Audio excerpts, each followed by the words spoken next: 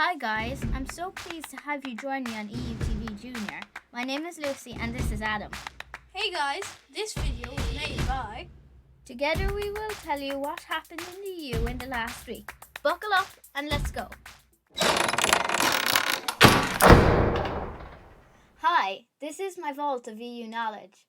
First let me tell you something. Every week we're going to play a game. You see the background behind me? It's a city in the European Union. You have to guess which one it is.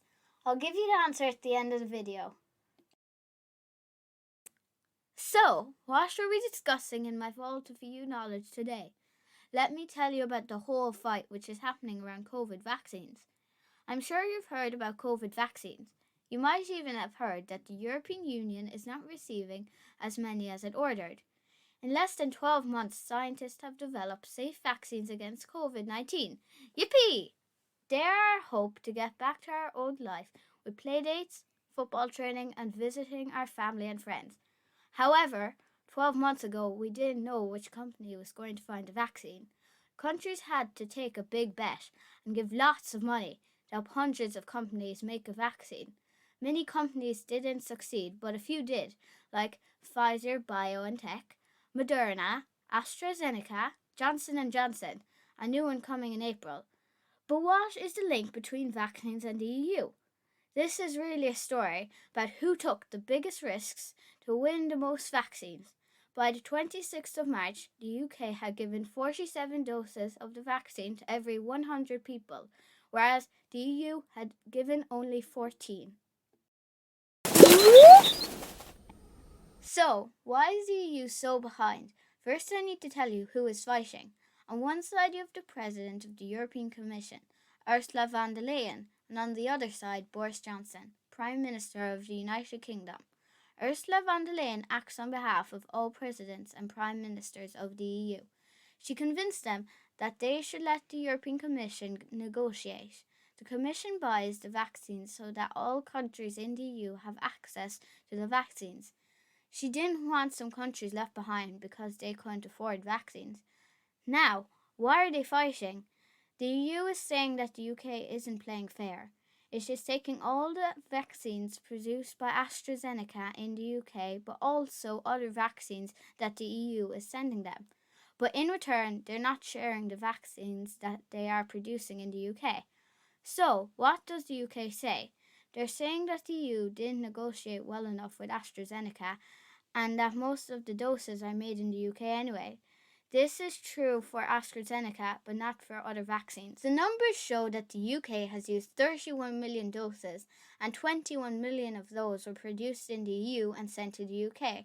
There are other reasons why Boris Johnson has succeeded so well in vaccinating the British people. He gave £84 million to the people who developed the AstraZeneca vaccine when they were looking for help. He got all vaccines approved about a month earlier than the EU. So the vaccination started earlier in the UK. The EU focused on making sure the vaccines were safe, but it took them more time. He got into a deal with AstraZeneca that the EU would receive their vaccines produced in the UK once the UK had received theirs.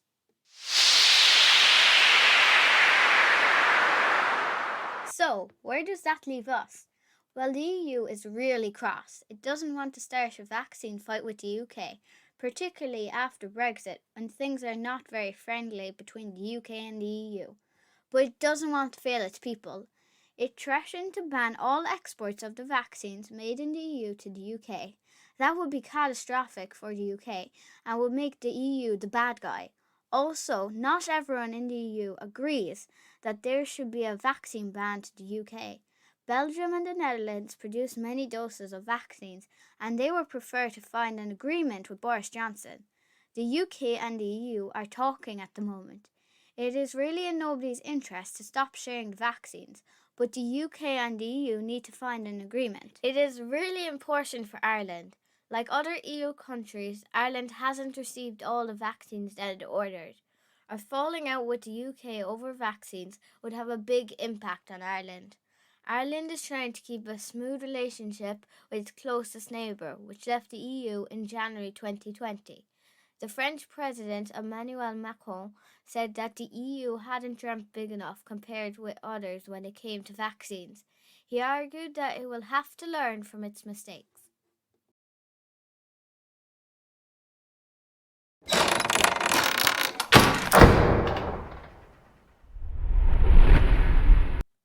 Some quick news now. A study in Denmark with 30,000 people over 15 years has showed that activity is the miracle-giving pill. You know how your parents will always push you to go outside and play? Is it that they just want a little peace in the house, or is there another reason? Well, the study shows that people who cycle to and from work for at least 15 minutes every day stayed much healthier. So is the study telling us that we've become lazy couch potatoes? Not at all. It's actually looking at the way many of our towns and villages are built. The possibility to walk to the shop is often not safe, so we drive. But if the planners put in separated footways and bike lanes, we'd be much encouraged to walk. The Dutch and the Danes are much better at this than the Irish.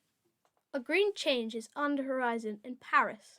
The mayor of the city has announced that the most famous avenue, called les Champs Elysees, will be turned into the most beautiful garden.